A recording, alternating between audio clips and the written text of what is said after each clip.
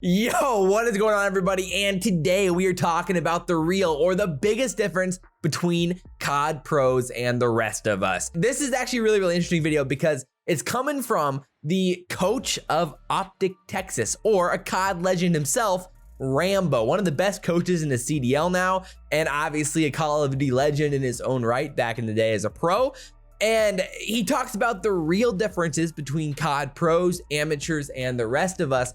And hopefully we can take away some of these things and drastically improve our own Call of Duty game, because I know I definitely have already and will be in the future as well. So without further ado, let's get right into this video. Let's go. Alrighty, so in this first clip, Rambo's gonna be breaking down some of the thought processes that pros have and the differences in decisions, and kind of breaking down at the surface level the value and the weighted value of kills around the map. Like, not all kills are created equal, and there's gonna be a few examples of this in this clip and then also in the next clip as well, to really drive home the point, because it's absolutely one of the most important skills to recognize in CoD Pros, or just in Call of Duty as a whole, that not all kills are created equal, and that some of them quite literally will change the impact of the game, while some will have zero impact. And you're gonna see that in this clip. So without further ado, let's check it out and hear the GOAT talk about it himself. Let's roll it. This is like the biggest difference between pros and amps.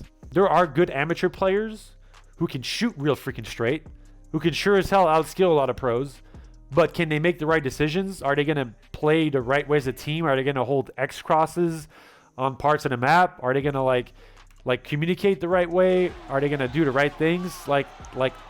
Those are all skills that make a Call of Duty professional.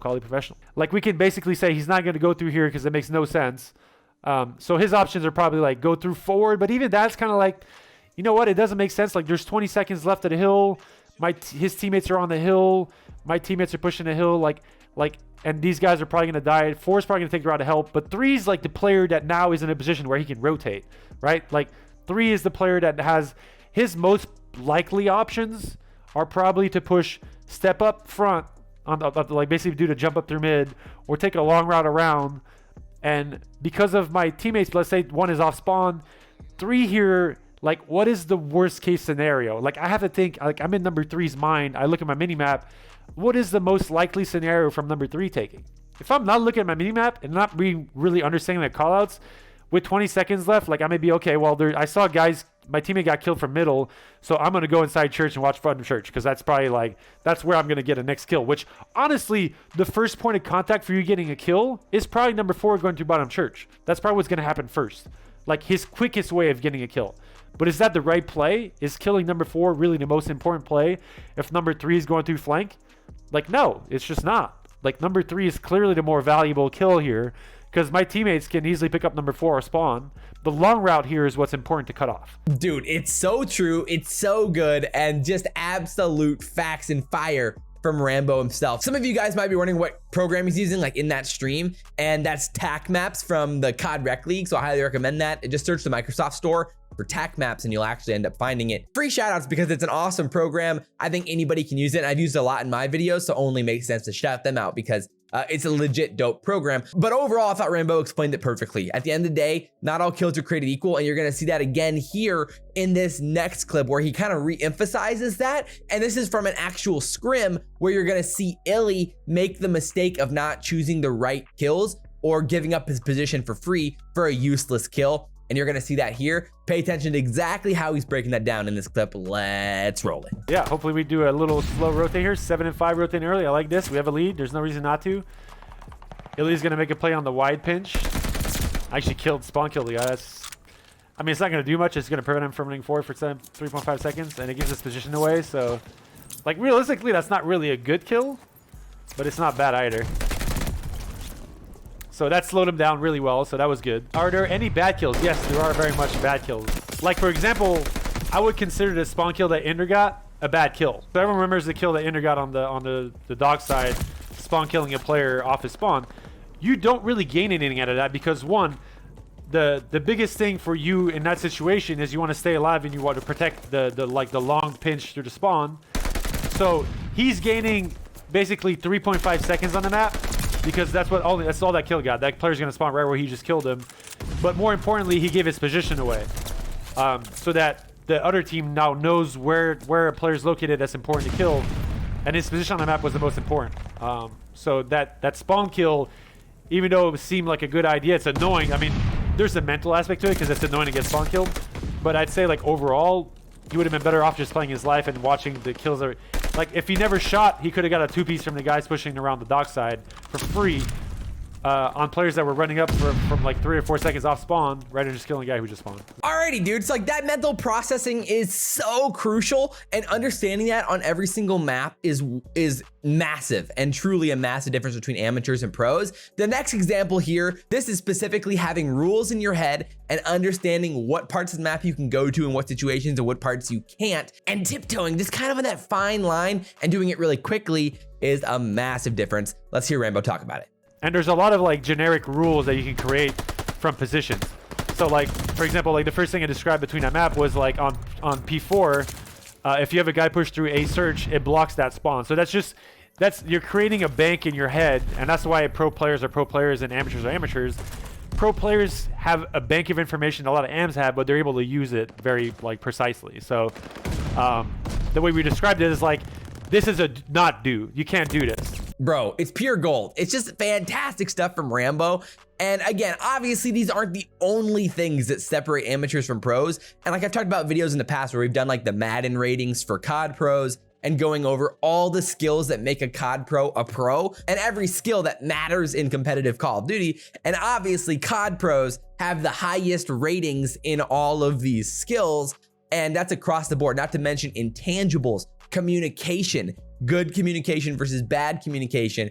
And that's what Rambo explains in this final clip here about the difference between some good comms that pros might have versus bad comms that amateurs might have. So let's check out this final clip. P1 just started. So like 3 and 3 here are fighting. Like who gives a damn about what's going on there? Like these guys are in Narnia Island. Like they're fighting a little love battle.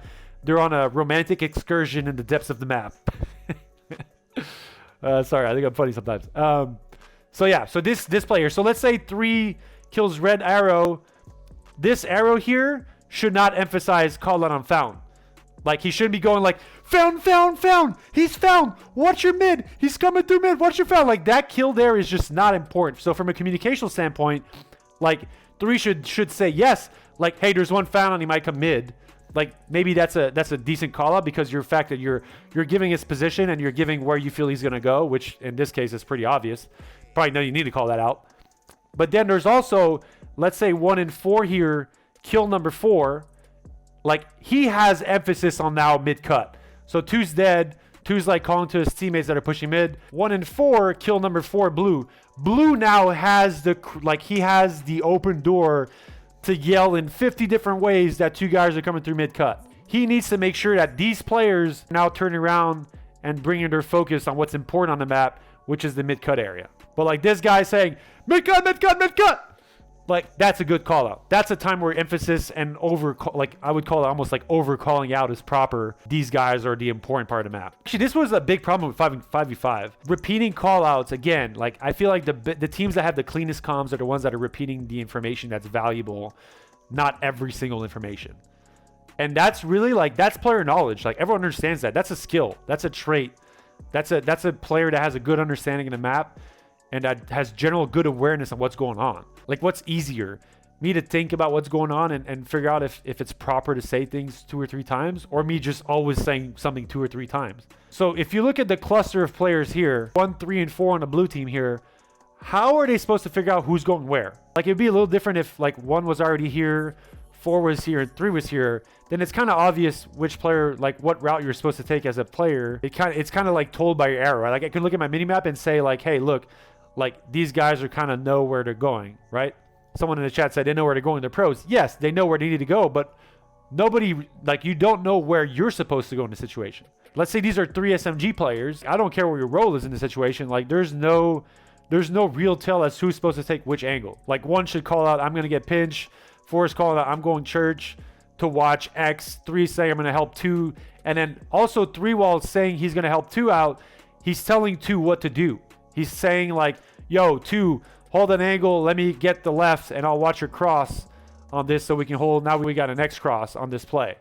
Like now I'm helping you watch the choke and you're helping me watch the choke, and we're doing something as a unit where there's cohesion to what's going on the map. Like, yes, there's times where that kind of happens by itself. I'm not saying that's always going to need to be communicated, but I like players to be vocal about those things all the time just because it creates good habits. I mean, so there you go, man. Overall, Rambo's spitting absolute facts. And again, there are, of course, other things that separate the pros from the amateurs.